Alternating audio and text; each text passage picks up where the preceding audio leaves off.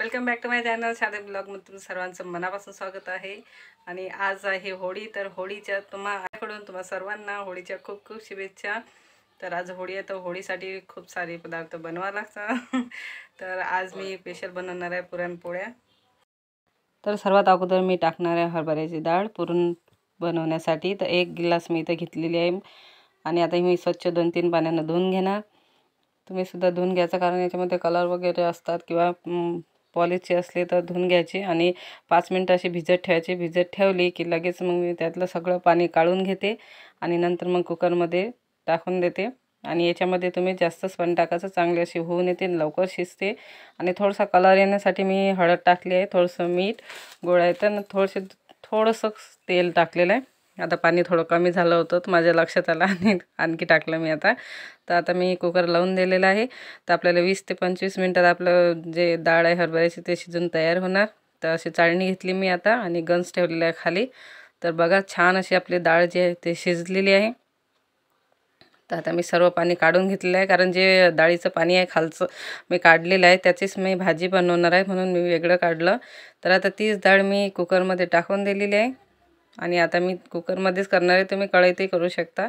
आणि जेवढी मी डाळ घेतली तेवढीच मी साखर घेतली आहे, गिलास, थोडीशी कमी घेतली होती.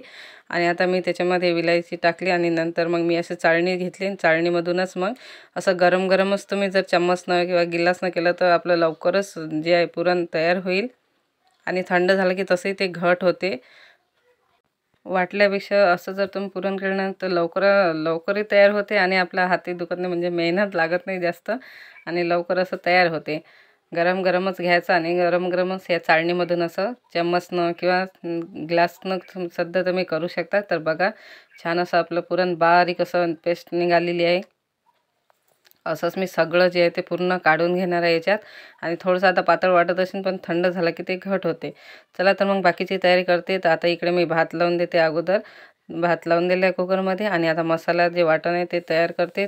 त्यासाठी खोबरं, कांदा, हरभरा डाळ आणि अनु इकडे मंदात करत आहे. म्हणते मी लसूण काढून देते, तर ते लसूण मला काढून देत आहे. तर आता हे मी अगोदर सर्व भाजून घेते आणि नंतर मग मिक्सरमधून काढून घेते. तर अनुचं इकडे चालू आहे लसूण काढणं.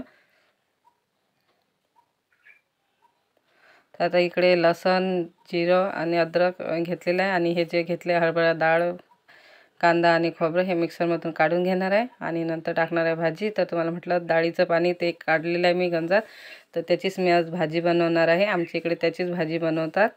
तर त्याच्यासाठी तेल टाकलं अगोदर आणि लसूण, तिखट, मीठ, हळद अर्धा चम्मच आणि नंतर त्याच्यामध्ये ते वाटण घालणार आहे, म्हणजे आम्ही याला आलकण म्हणतो. आणि हे थोड्या वेळ होऊ देणार आणि हे थोडं झालं की जे आपण पाणी घेतलेलं होतं डाळीचं ते आपण त्याच्यामध्ये टाकून देणार. तर आता इकडे मी भजीची तयारी करते. त्यासाठी बेसन घेतलेलं आहे भिजून. अगोदर असं भिजून घ्यायचं, कारण मस्त मुरते आणि फुगते पण. तर इकडे आपल्या मसाला जे आहे तेल सुटलेलं आहे आणि तेल सुटलं की मग आपण हे जे डाळीचं पाणी आहे ते याच्यामध्ये टाकून देणार.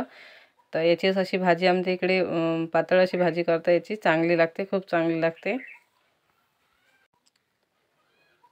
तर पाणी तुम्ही टाकू शकता, ते घट अशी येते. तर आता मी याला उकळी येईपर्यंत होऊ देणार आहे, तोपर्यंत मग बाकीची तयारी करते. तर आता इकडे मी कुरड्या वगैरे आणि भजे तेलातून तळून घेणार आहे. तर त्याच्यासाठी मी कढई ठेवली आहे, तेल टाकलेलं आहे. तोपर्यंत भजीचं घेते भिजून.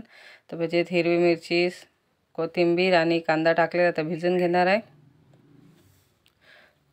मीठ, मी हळद टाकणार नाही आहे, बिना हळदीची काढल्यानं खूप चांगले असे भजे येतात. हळद टाकले तर लालसर भजे येतात म्हणून हळद टाकलीच नाही. आणि सोळासुद्धा टाकले नाही, बिना सोळ्याचीच काढणार आहे. तर इकडे बिना सोळ्याची काढल्यानं, सोळा न टाकता तरी चांगलेसे भजे येतात आपले. बघा, आता इकडे काढणं चालू आहेत भजे. बघा, छान असे फुगलेले आहेत. याचे सोळा वगैरे काही टाकलेले नाही तरीसुद्धा चांगले फुगलेले आहेत आणि कलरसुद्धा चांगला आलेला आहे. हळद टाकले ना तर लालसर कलर येतो, म्हणून तुम्ही बिना हळदीची असे करू शकता. चांगले असे लागतात आणि कलरसुद्धा त्याला चांगला येतो. आमच्या इकडे कोणता सण आला की हे सर्वच पदार्थ करतात. भजी, कुरड्या, पातळ कुरड्या, भाजी, पुरण. कोणता सण आला की नेहमी प्रत्येक सणाला असते, गरमागरम होळीला असं नाही. तर इकडे गरमागरम भाजी काढणं झाले. त्याच्यानंतर मी गव्हाच्या ज्या साच्याच्या कुरवड्या आहेत त्या काढणार आहे तेलातून.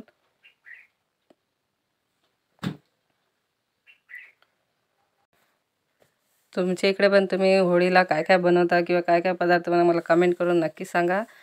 आणि असेच तुम्ही सर्व पदार्थ बनवता का? आणि माझ्या चॅनलला तुम्ही अजूनपर्यंत सबस्क्राईब नसेल तर सबस्क्राईब करा. मी भाजी करून घेतली, भात कुरवड्या काढून घेतले, पातळ कुरवड्या आणि साच्याच्या कुरवड्या काढून घेतलेल्या तेलातून आणि भाजी बनवलेले आहेत. आता फक्त नैवेद्य राहिलेले आहेत पुरणाचे आणि पुरणसुद्धा मी अगोदरच बनवलेलं आहे. तर आता नैवेद्य करते पटापट आणि नंतर मग मी तुम्हाला दाखवते आमच्या इकडे होळीची कशी तयारी करतात आणि होळी कशी पेटवतात. तर कारण आता 5 वाजत आलेले आहेत. तर आता झाडझूड वगैरे सर्व साफ करतील. समोरच घरासमोरच आमच्या असते. तर तुम्हाला मी दाखवते. अगोदर मी नैवेद्य करते आणि नंतर मग मी सर्व झाडून टाकते आणि नंतर तयारी करते. तर इकडे भजी आणि कुरवड्या काढून झालेल्या आहेत माझ्या. आता मी नैवेद्य करते.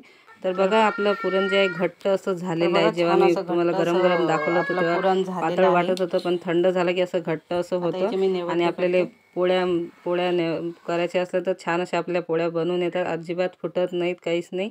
तर इकडे मी नैवेद्य करत आहे. तर असं नैवेद्य मी बनवून घेतलेलं आहे. असेच मी बाकीचे नैवेद्य बनवून घेणार आहे.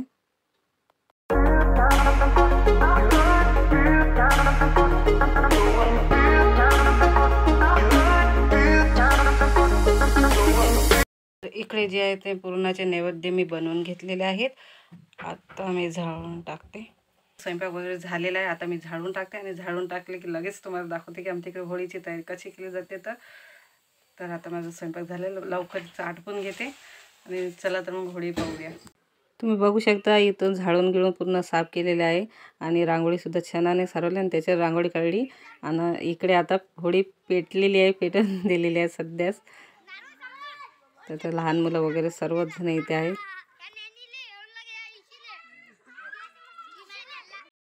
तर अशी इथं होळी पेटवून दिलेली आहे आणि आमच्या घरासमोर सर्वजण मिळून एकच होळी पेटवतात इथे. आणि एक दुसरी होळी पेटते ते हनुमान मंदिराच्या समोर पेटते. तर इथे हे पेटलेले आणि सर्वांच्या घरचे हार वगैरे आणतात आणि इथं ठेवतात. आमच्या घरचे पण आम्ही हार केले होते, ते सुद्धा याचे ठेवले.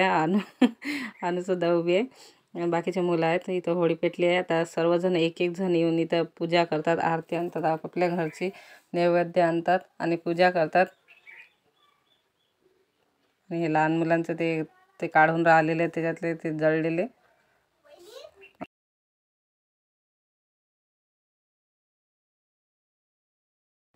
तर आता मी सुद्धा आरती घेऊन आली आहे आणि मी सुद्धा इथं आता पूजा करत आहे. होळी पेटूनच राहिलेली आहे अजून. आता बाकीचे मग एक एक करून सर्व जे आहेत सर्वच जण इथे येतात, पूजा करतात, नारळ वगैरे त्याच्यात टाकतात, कापूर नारळ फोडून अशी पूजा करतात. आमच्या इकडे अशीच होळी पेटवल्या जाते आणि असे सर्वजण येऊन पूजा वगैरे करतात. आणि ही होळी आमच्या घरासमोरच पेटवल्या जाते आणि एक होळी मंदिरासमोर पेटवल्या जाते.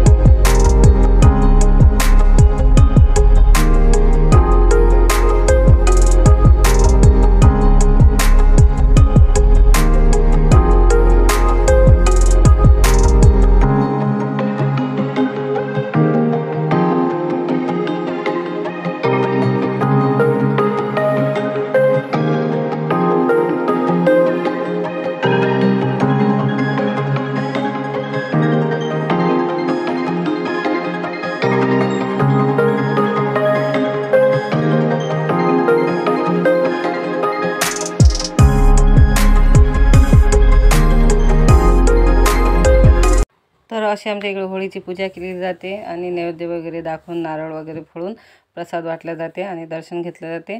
तर आता ही होळी आहे मंदिरासमोरची, हनुमान मंदिरासमोरची होळी आहे। ही खूप मोठी होळी असते, पूर्ण गाव मिळून। तर इथं होळी पेटवतात मंदिरासमोर। तर इथं सुद्धा आम्ही पूजा करत आहोत आणि नंतर याच्यानंतर जाणार आहोत मंदिरात।